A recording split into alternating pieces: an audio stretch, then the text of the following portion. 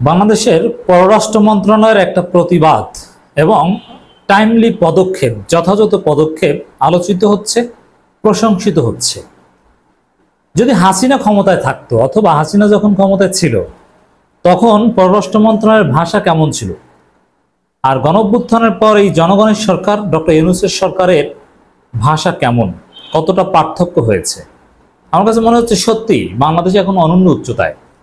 বাংলাদেশ এখন বিশ্ব দরবারে মাথা উঁচু করে দাঁড়াতে শিখেছে। বাংলাদেশ যে আসলে একটা স্বাধীন সার্বভৌম দেশ, এই ফিলিংসটা হচ্ছে। কেউ বাংলাদেশের বিরুদ্ধে অন্যায় করলে একযোগে আমরা সবাই প্রতিবাদ করতে পারি, সরকার মাথা উঁচু করে প্রতিবাদ করতে পারে কঠিন ভাষায়। অ্যাটলিস্ট সেই বিষয়টা আমরা দেখতে পাচ্ছি। সামনে এই প্রতিবাদের সুফলও আমরা দেখতে পাবো ইনশাল্লাহ। ভারতকে একটু ছেড়ে দেওয়া হবে না। চারদিক থেকে আওয়াজ, চারদিক থেকে প্রতিবাদের ঝড়। আবহাওয়ার জনসাধারণ, সরকার সবাই ভারতের আধিপত্যবাদের বিরুদ্ধে, সীমান্তে হত্যার বিরুদ্ধে জেগে উঠেছে।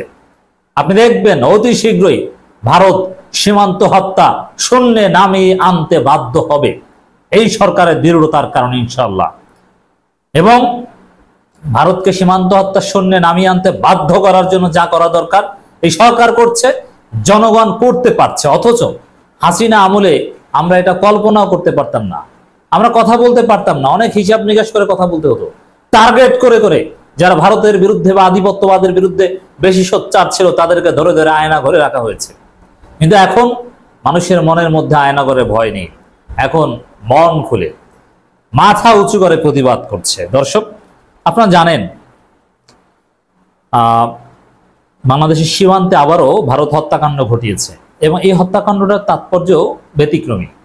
চোরাচালানকারী, মাদক কারবারি বা এদেরকে, যদিও প্রকৃত চোরাচালানকারী বা প্রকৃত কোনো অপরাধীকে তো ওরা কিছু করতে পারে না, বরং এরা প্রশ্রয় দেয়, এদের টাকা পয়সা দিয়ে পার পায়।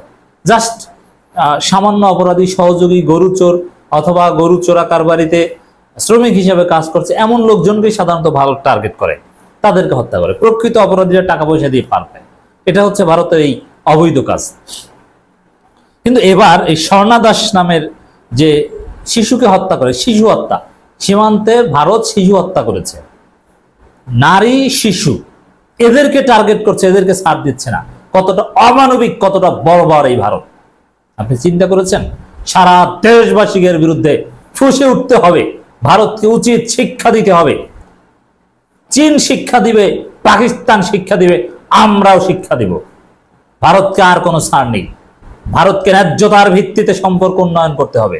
আমার মনে হয় এই স্বর্ণা দাসের মাধ্যমে বা স্বর্ণা দাসকে পরিকল্পিতভাবে ঠান্ডা মাথায় হত্যা করে ভারত যে হত্যাকাণ্ডগুলো ঘটায় সীমান্তে, এটা সব পরিকল্পিত ঠান্ডা মাথায়। কারণ আমরা এটা কেস স্টাডি করে দেখিয়েছি, একেবারে ডেটা সহ দেখিয়েছি যে বেশিরভাগ গুলি কোথায় লাগে, কোন জায়গায় লাগে। টার্গেট কিলিং ছাড়া ওটা হয় না, এবং ল্যাথাল ওয়েপন ব্যবহার করা হয়, স্পষ্ট প্রাণঘাতী অস্ত্র ব্যবহার করা হয়। দর্শক, স্বর্ণা দাস হত্যার তীব্র প্রতিবাদ জানিয়ে ভারতকে চিঠি পররাষ্ট্র মন্ত্রণালয়ের। এর মানে প্রতিবাদও জানিয়েছে এবং ভারতকে চিঠিও দিয়েছে। ভারতের সীমান্তরক্ষী বাহিনী বিএসএফ এর হাতে বাংলাদেশি কিশোরী স্বর্ণা দাস হত্যার ঘটনায় তীব্র প্রতিবাদ জানিয়েছে পররাষ্ট্র মন্ত্রণালয়।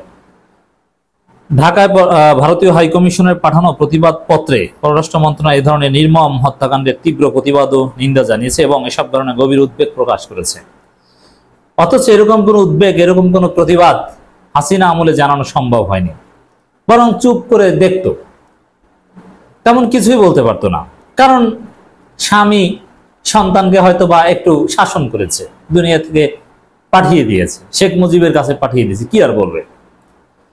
গত 1 সেপ্টেম্বর মৌলভীবাজার জেলার জুড়ি উপজেলার 13 বছর বয়সী বাংলাদেশি কিশোরী স্বর্ণা দাস বিএসএফ এর গুলিতে প্রাণ হারান। প্রতিবাদপত্রে পররাষ্ট্র মন্ত্রণালয় বলেছে, সীমান্ত হত্যার এ ধরনের ঘটনা অনাকাঙ্ক্ষিত ও অযৌক্তিক। দেখেন, অনাকাঙ্ক্ষিত অযৌক্তিক এরকম একটা শব্দ বাংলাদেশের পররাষ্ট্র মন্ত্রণালয় নিকট অতীতে ভারতের বিরুদ্ধে প্রতিবাদ লিপিতে ব্যবহার করতে পারেনি।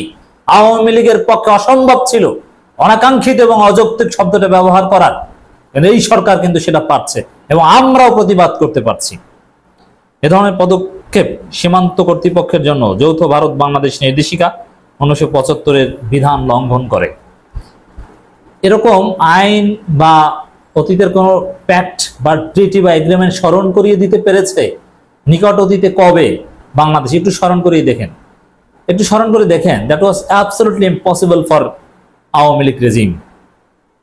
বাংলাদেশ সরকার, ভারত সরকার এই ধরনের জঘন্য কাজের, ভারতের এই সীমান্ত হত্যাকে জঘন্য কাজ হিসেবে আখ্যায়িত, এটা আওয়ামী লীগ আমলে সম্ভব ছিল? নেভার। জঘন্য কাজের পুনরাবৃত্তি বন্ধ করতে সীমান্ত হত্যাকাণ্ডের তদন্ত পরিচালনা এবং দায়ী ব্যক্তিদের চিহ্নিত করে বিচার আওতায় আনার আহ্বান জানিয়েছে। কঠিন প্রতিবাদ। দর্শক, ডিপ্লোমেসিতে এর চাইতে কঠিন প্রতিবাদ হয় না।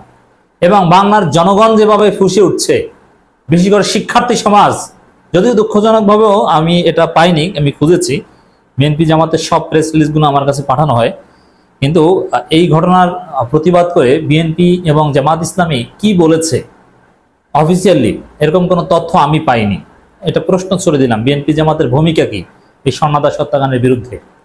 আমি কিন্তু পাইনি। আপনারা কোনো প্রতিবাদ বা বক্তব্য পেলে জানাবেন।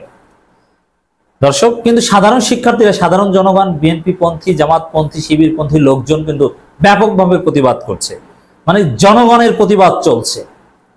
এবং আমরা এবার যে ভাষায় প্রতিবাদ করতে পারছি, আমরা অনন্য উচ্চতায় পৌঁছে যাচ্ছি এবং ভারত বাধ্য হবে সীমান্ত হত্যা শূন্যে নামিয়ে আনতে, ইনশাআল্লাহ।